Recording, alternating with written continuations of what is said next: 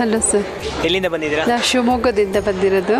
ಇದೇ first ಟೈಮಾ? First time ಬರ್ತಾ ಇರೋದು. ಫಸ್ಟ್ ಟೈಮ್ ಬರ್ತಾ ಇದ್ದೀರಾ? ಹಾಂ, ಇದು ನಾನು ಸುಮಾರು ಒಂದು 4-5 ತಿಂಗಳಿಂದ ನೋಡ್ತಾ ಇದ್ದೀನಿ. ಆಮೇಲೆ ಪರ್ಮಿಷನ್ ಅವ್ರು ಹೇಳ್ದಂಗೆ ಮಾಡ್ತಾ ಇದ್ದೀನಿ. ನನಗಿನ್ನೂ ಅದರಿಂದ ಸ್ವಲ್ಪ ಪರ್ಮಿಷನ್ ಬೇಕು. ಮೆಡಿಟೇಷನ್ ಹೆಂಗೆ ಮಾಡಬೇಕು ಅನ್ನೋದು ಇನ್ನೂ ಕನ್ಫರ್ಮ್ ಆಗಿಲ್ಲ. ಆದರೂ ಅದು ಇದರಲ್ಲಿ ನೋಡ್ತಾ ಇರ್ತೀನಿ ಯೂಟ್ಯೂಬಲ್ಲಿ, ಹಾಗೆ ಮಾಡ್ತಾ ಇದ್ದೀನಿ. ಅನ್ಎಕ್ಸ್ಪೆಕ್ಟೆಡಾಗಿ ಹಣ ಅನ್ನೋ ವಿಚಾರದಲ್ಲಿ ನನಗೆ ಸುಮಾರು ನಾನು ಜಾಬಲ್ಲಿರೋದು, ಬಿಸ್ನೆಸ್ ಮಾಡ್ತಿಲ್ಲ, ಜಾಬಲ್ಲಿದ್ದೀನಿ. ಗುರುಗಳು ಹೇಳ್ತಾರೆ ಜಾಬ್ ಬಿಟ್ಬಿಡಿ, ಬಿಸ್ನೆಸ್ ಮಾಡಿ ಅಂತ.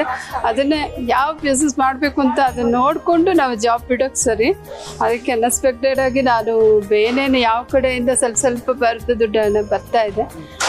ಹೆಚ್ಚಾಗಿದೆ, ಇನ್ನೂ ಚೆನ್ನಾಗಿ ತಾಗಬೇಕು ಅನ್ನೋದು ಆಶೆ ಇದೆ ನನಗೆ. ಹಾಗೆ ಗುರುಗಳು ಮಾತು ಅಂದರೆ ಬೇರೆ ಯಾವ ಪ್ರೋಗ್ರಾಮು ನೋಡಲ್ಲ, ಬರೀ ಅವರು ರಾತ್ರಿ ಮಲ್ಕೊಂಡು 10:30 ತನಕ ಬರೀ ಪ್ರೋಗ್ರಾಮ್ ನೋಡ್ತಾನೆ ಇರ್ತೀನಿ.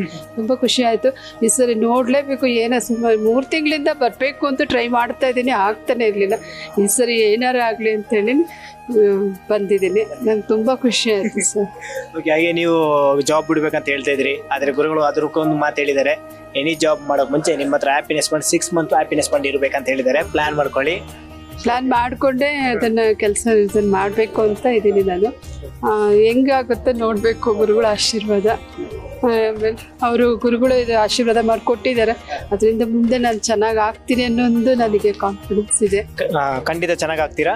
ಹಾಗೆ ಗುರುಗಳು ಇವತ್ತಿನ ವರ್ಕ್ಶಾಪ್ನಲ್ಲಿ ಹೇಳ್ಕೊಟ್ಟಿರೋ ನಿಮ್ಗೆ ಯಾವುದಾದ್ರು ಒಳ್ಳೆ ವಿಚಾರ ಹಂಚ್ಕೊಳ್ಬೋದಾ? ನನಗೆ ಇರುವೆ ಬಗ್ಗೆ ಹೇಳಿದ್ರಲ್ಲ, ಅದು ತುಂಬ ಇಷ್ಟ ಆಯಿತು.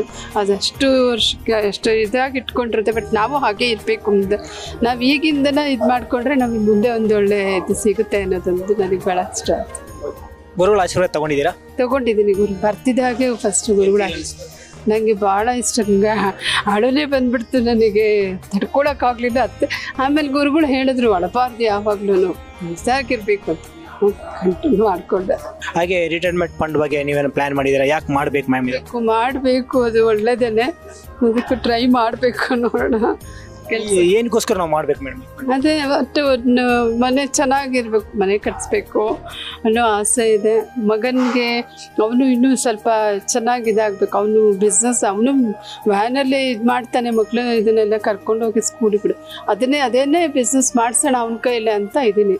ನಾನಾರು ಮಾಡ್ಬೋದು, ನನ್ನ ಮಗನಾರು ಮಾಡ್ಬೋದು, ಯಾರು ಮಾಡಿದ್ರೂ ಅದು ಒಳ್ಳೇದೇ ಅಲ್ವಾ ಅಂತ. ಇನ್ನೊಂದು 4 ವರ್ಷ ಇದೆ ಅಷ್ಟೇ ನನ್ನ ರಿಟೈರ್ಮೆಂಟ್. ಆಮೇಲೆ ನಂತರ ಮಾಡೋಣ, ಅಷ್ಟರೊಳಗೆ ಆದರೂ ಮಾಡ್ತೀನಿ ಕೆಲಸ ರಿಸಲ್ಟ್ ಮಾಡಿ. ಸೂಪರ್. ಹಾಗೆ ಇವತ್ತಿನ ದಿನ ಯೂಟ್ಯೂಬ್ ಮುಖಾಂತರ ನಿಮ್ಮನ್ನು ಕೋಟ್ಯಾಂತರ ಜನ ನೋಡ್ತಿದ್ದಾರೆ, ಅವರಿಗೆ ಏನು ಹೇಳಕ್ಕೆ ಬಯಸ್ತೀರಾ? ಎಲ್ಲರೂ ಬರಬೇಕು, ಎಲ್ಲರೂ ಕಲಿಬೇಕು. ಇದನ್ನು ಪ್ರತಿದಿನ ಏನೇನೋ ನೋಡಿ ಯಾವ್ಯಾವುದನ್ನು ತಲೆಗೆ ಹಚ್ಕೊಳ್ಳೋದ್ಕಿಂತ ಇಂಥದ್ದನ್ನು ನೋಡಿಕೊಂಡ್ರೆ ಗುರುಗಳ ಆಶೀರ್ವಾದ ನಮ್ಮ ಮೇಲಿದ್ದು, ಅವ್ರು ಹೇಳೋ ಒಂದೊಂದು ಇದನ್ನು ನಾವು ತಲೆಗೆ ಇಟ್ಕೊಂಡ್ರೆ ಖಂಡಿತ ಬದುಕ್ತಾರೆ, ಚೆನ್ನಾಗಿ ಆಗ್ತಾರೆ ಅನ್ನೋದೊಂದು ನಾನು ಹೇಳ್ಬಲ್ಲೆ. ಬರಲೇಬೇಕು, ಎಲ್ಲರೂ ಬರ್ತಾ ಇರಬೇಕು. ಇದೆ ಗುರುಗಳು ಎಲ್ಲರಿಗಿಂತ ಗುರುಗಳು ಚೆನ್ನಾಗಿರ್ಬೇಕು, ಅವ್ರಿಗೆ ಚೆನ್ನಾಗಿದ್ರೆ ನಮ್ಗೆ ಅದೇ ಆಶೆ. ಸೂಪರ್ ಒಳ್ಳೆ ಮಾತು ಹೇಳಿದ್ದೀರಾ. ನೀವು 100% ಕೋಟ್ಯಾಧಿಪತಿಗಳಾಗ್ತೀರಾ? ಖಂಡಿತ 100% ಆಗೇ ಆಗುತ್ತೆ. ಮಾಲೂರು ತಾಲೂಕು, ಕೋಲಾರ ಜಿಲ್ಲೆ. ಇದೇ ಫಸ್ಟ್ ಟೈಮಾ? ಸೆಕೆಂಡ್ ಟೈಮ್ ಬಂದಿದ್ದೀರಾ? ಹೇಗೆ ಇವಾಗ ನೀವು ಸೆಕೆಂಡ್ ಟೈಮ್ ಬರ್ತಾ ಇದ್ದೀರಾ, ಫಸ್ಟ್ ಟೈಮ್ ಕ್ಲಾಸ್ ಅಟೆಂಡ್ ಮಾಡಿದ್ದೀರಾ, ನಿಮ್ಮ ಲೈಫ್ನಲ್ಲಿ ಏನು ಬದಲಾವಣೆ ಕಾಣಿಸಿದೆ ಸರ್? ಇನ್ಫಾರ್ಮೇಶನ್ ಟೆಕ್ನಿಕ್ಸ್ ಫಾಲೋ ಮಾಡ್ತಾ ಇದ್ದೀನಿ ಸರ್. ಇದರಿಂದ ಆಗಿರುವ ಒಳ್ಳೆ ವಿಚಾರ ಹಂಚ್ಕೊಳ್ಬೋದು. ರೀಸೆಂಟಲ್ಲಿ ನಮ್ಮ ತಾಯಿ ನಡಿಬೇಕಾದ್ರೆ ಬಿದ್ದೋಗ್ಬಿಟ್ರು. 3 ಬೆರಳು ಬೋನ್ ಕಟ್ಟಾಯ್ತು. ನನ್ನ ಹತ್ರ 1 ರೂಪಾಯಿ ಇದ್ದಿಲ್ಲ. ನಾನು ಟೆನ್ಷನ್ನಲ್ಲಿ ಗುರುಗಳನ್ನ ಮನಸ್ಸಲ್ಲಿ ಕೇಳ್ಕೊಂಡೆ, ನನ್ಗೆ ಯಾರಾದರೂ 30,000 ಹಣ ಕೊಟ್ರೆ, 30,000 ಯಾರಾದ್ರೂ ಹಣ ಕೊಟ್ಟಿದ್ದಕ್ಕೆ ವಿಶ್ವಕ್ಕೆ ಕೃತಜ್ಞತೆಗಳು, ಯಾರಾದ್ರೂ 30,000 ಹಣ ಕೊಟ್ಟಿದ್ದಕ್ಕೆ ವಿಶ್ವಕ್ಕೆ ಕೃತಜ್ಞತೆಗಳು ಅಂತ ಫೋನ್ ಮಾಡಿ ನನ್ 30,000 ಹಣ ಕೊಟ್ರು. ಸೂಪರ್, ಒಳ್ಳೆ ಮಾತು. ಹಾಗೆ ಇವತ್ತಿನ ವರ್ಕ್ಶಾಪ್ ನಲ್ಲಿ ಗುರುಗಳು ಹೇಳಿಕೊಟ್ಟಿರುವ ಒಂದು ಒಳ್ಳೆ ವಿಚಾರ ಹಂಚ್ಕೊಳ್ಬಹುದಾ? ಇರುವೆ ಯಾವ ತರ ತನ್ನ ಆಹಾರ ಕೂಡಿಡ್ತೈತೆ, ನಾವು ಮುಂದೆ ಕೂಡಿಡ್ಬೇಕು.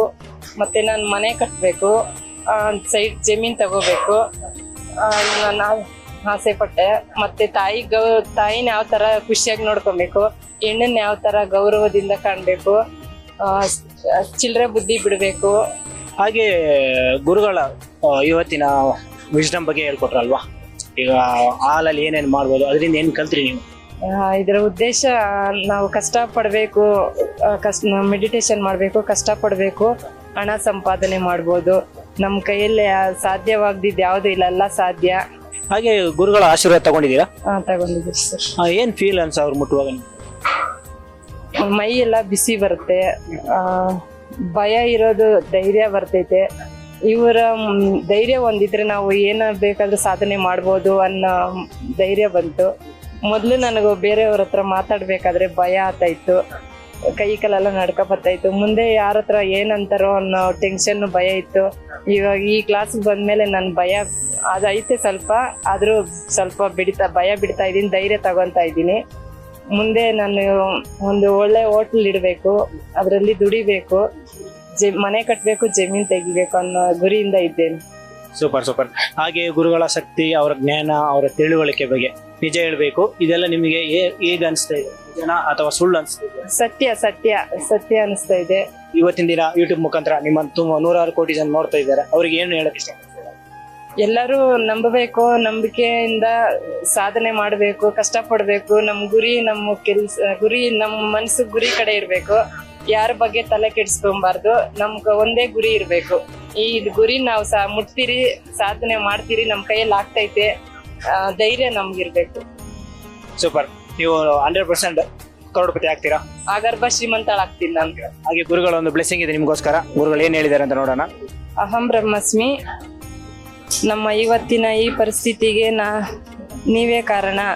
ನೀವು ತುಂಬ ಸಮಯ, ಟೈಮ್ ಮತ್ತು ಅವಕಾಶಗಳನ್ನು ವ್ಯರ್ಥವಾಗಿ ಕಳೆದುಕೊಂಡಿದ್ದೀರಾ. ಇನ್ನು ಮುಂದೆ ಸಮಯ ಮತ್ತು ಅವಕಾಶಗಳನ್ನು ಸ್ಥಳಕ್ಕೆ ಮಾಡಿಕೊಳ್ಳಿ. ಹಣವನ್ನು ಹೆಚ್ಚು ಪ್ರೀತಿಸಿ. ನಿಮ್ಮ ಈ ಜೀವನ ಈ ಭವ್ಯ ಉಡುಗೊರೆ ದೇವರು ವಿಶ್ವ ಕೊಟ್ಟು ಉಡುಗೊರೆಯನ್ನು ಜೋಪಾನ ಮಾಡಿ. ಹಣ, ಆಸ್ತಿ, ಐಶ್ವರ್ಯಗಳು ವಿಶ್ವ ಕ್ರಿಯೆ ಮಾಡುವ ಪ್ರತಿಯೊಬ್ಬರಿಗೂ ಬರುತ್ತದೆ. ಇನ್ನು ಮುಂದೆ ನಿಮಗೂ ಬರುತ್ತದೆ. ನಿಮ್ಮ ಸೃಷ್ಟಿಕರ್ತ ನೀವೇ.